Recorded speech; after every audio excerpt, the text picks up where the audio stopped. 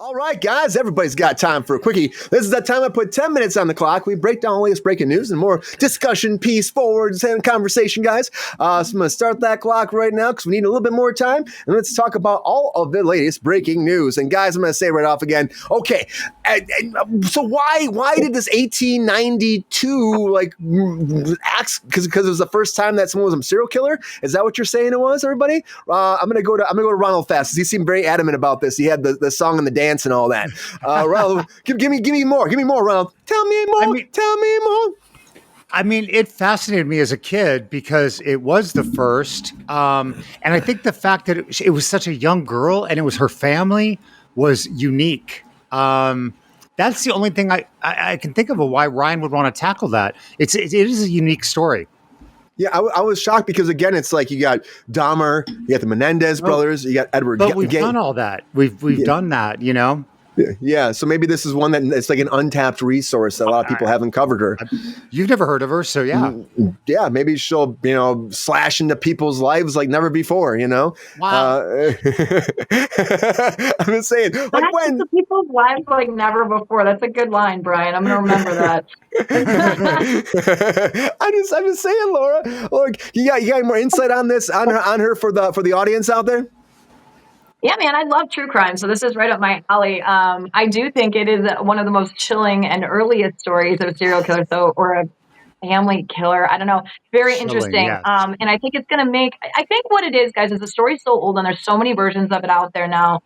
You guys can do some research and see all these different things. So it makes the writing really open. You can kind of do more with this than you can with a current well-documented serial killer.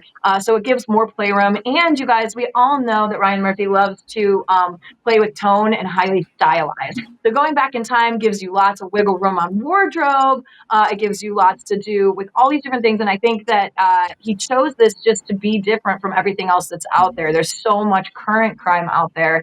I am a little surprised because there are some other kind of scary serial killer stories that haven't been covered at all. So for him to go this direction, I mean, I don't know. Why not? Why not? It's a little audience shock. And I think that's always a good thing. Keeps you fresh. And it doesn't surprise me coming from Ryan. So I'll say that. You are spot on with everything you said. I totally agree with everything. You brought up every point. Yes. Thank you. Yeah, and I think you're right. This series is probably going to go for a long time. I mean, American Horror Stories probably getting close to the end. It feels like Crime Story is going to be like the big one for him. I mean, he's launching Love Story, Laura, which again is the Kennedys. He's got Sports Story too, but I feel like Crime Story is his next big one, right? Like he's already done really well with it. So maybe he's got a lot of plans. He's like, I'm going to do one like this. He must love something. Maybe there's an actor he wants to work with or something, Oh, maybe. Yeah, absolutely. And the true crime community is very loyal. So it is a good place to build off of. Whereas, there is a lot of interesting history things going on right now.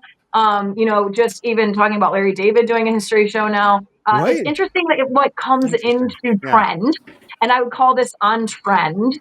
I just am really curious, but I do think it largely has to do with the fact that true crime audiences are very loyal, and there's an endless amount of stories to tell, especially with serial killers. If you guys look at some of the more well-known podcasts, things like Crime Junkies, all those shows that are out, there's like hundreds of episodes, and they're all not even just one story. Sometimes there's multiple killers in those. There's just so much to work with there, untapped content, and to imagine it into a fiction format, a scripted format, is a really interesting place to go. So more power to them. Yeah, I think it is. I mean, honestly, there's so many stories out there. There's so many characters, GR. You've heard about all of them too yourself, probably. Are you excited about this at all? I mean, like you tend not to go for Ryan Murphy stuff. Is this getting you lured into the Ryan Murphy verse, GR, at all?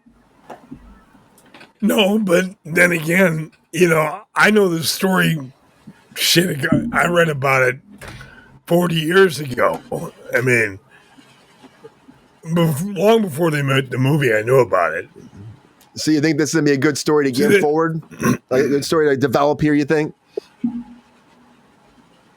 Knowing the way that they can be done, yeah. It's a story that I'm surprised you never heard about, but then they don't teach history like they used to in school.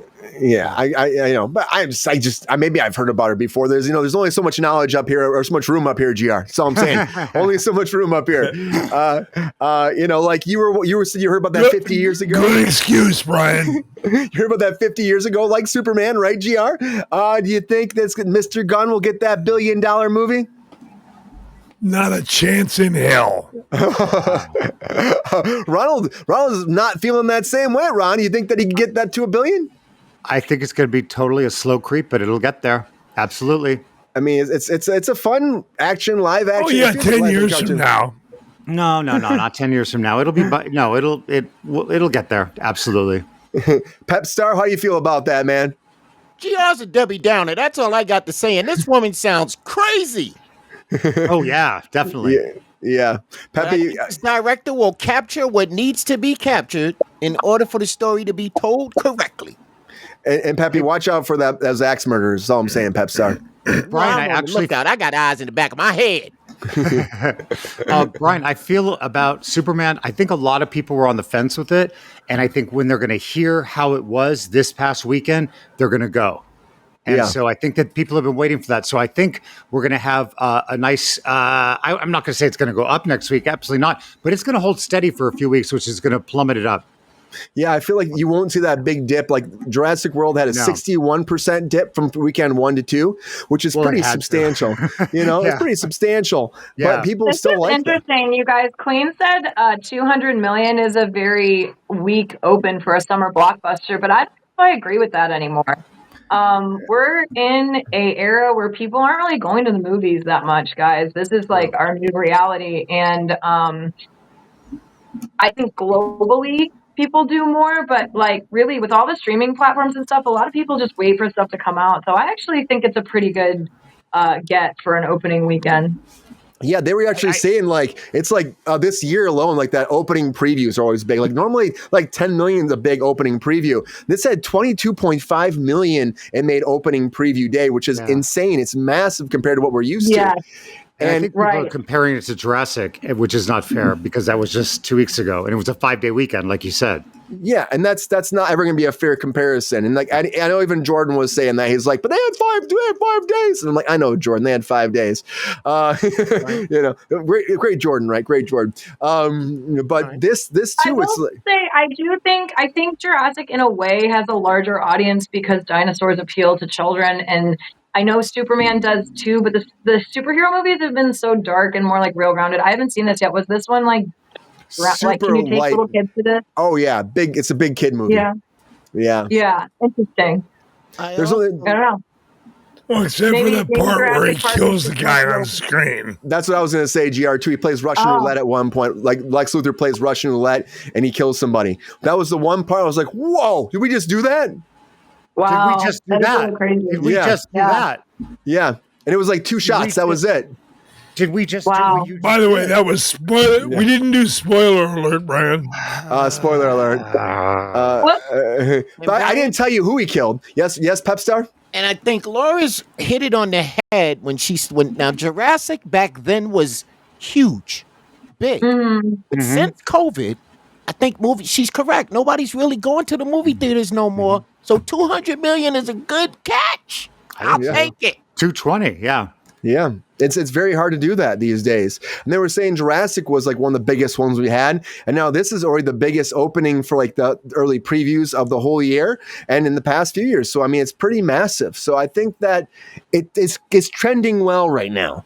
And it is very much word of mouth, Laura. I think that's going to really help because it is very like bright and beautiful and happy. And it's like it's really joyous kind of like, Superman is goofy, but it's also fun.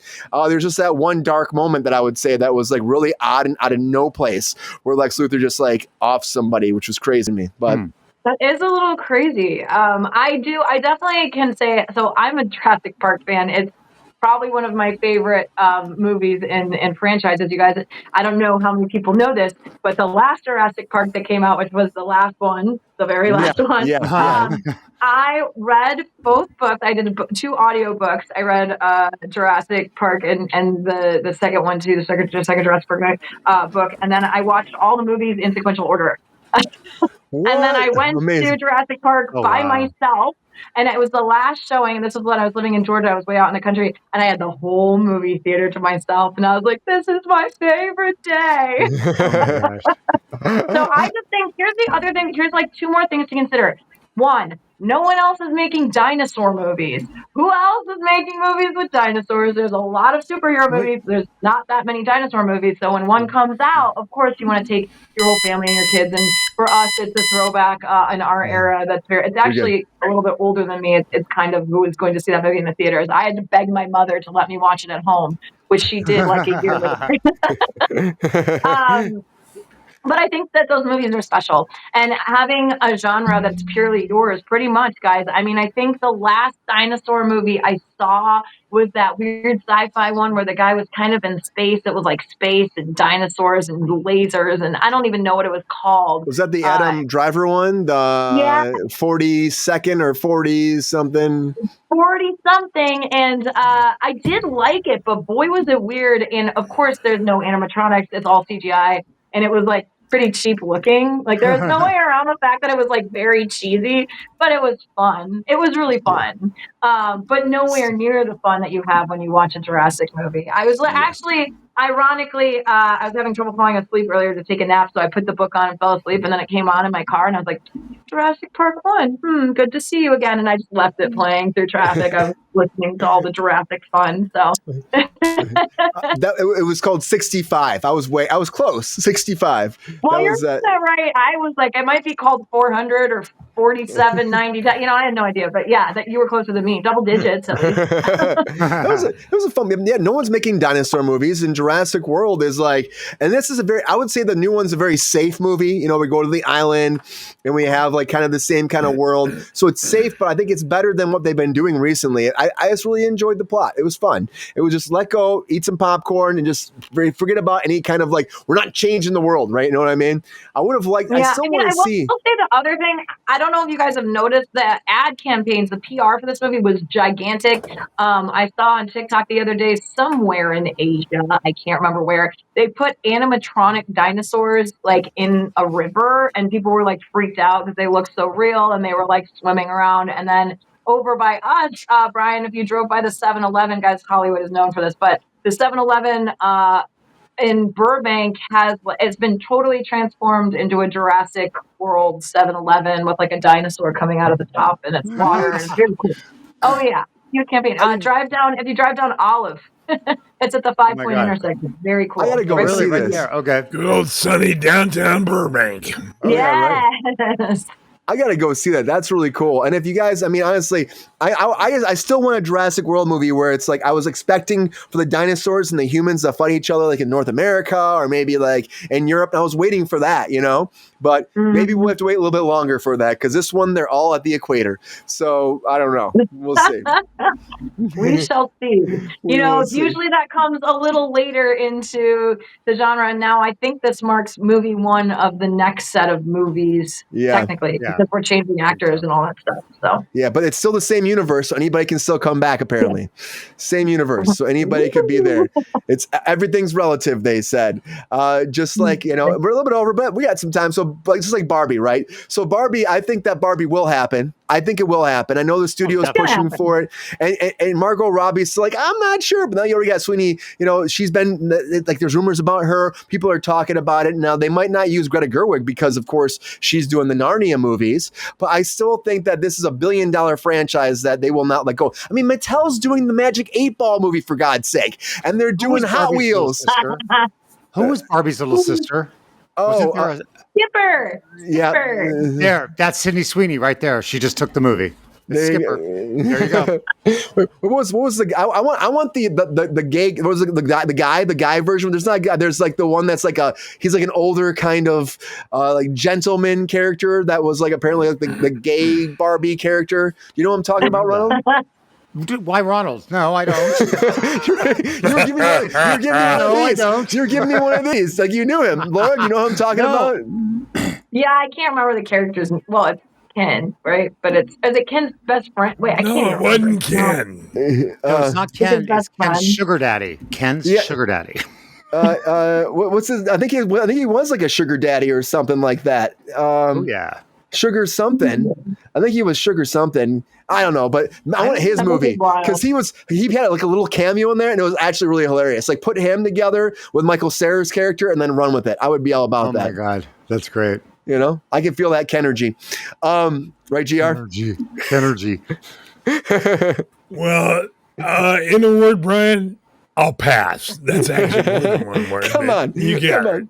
One more thing before we move on. I haven't seen Barbie, and I never will. You haven't seen Barbie, Gr? No, and I have no desire to. We gotta get Gr a Barbie night. What do you guys think? Barbie night. Yeah, Barbie doll. Barbie screener. Brian, me going to see Barbie falls under the heading of FFC.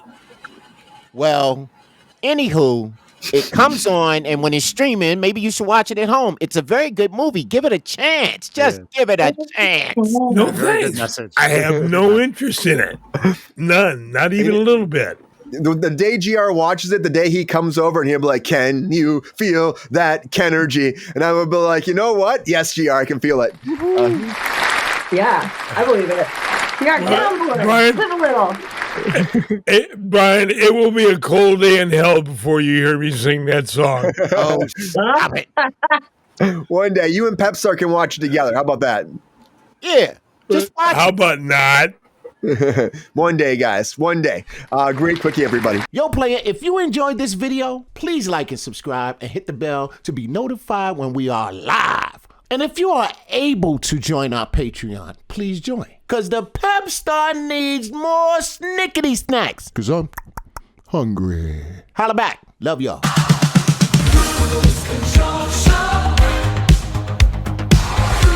Control show.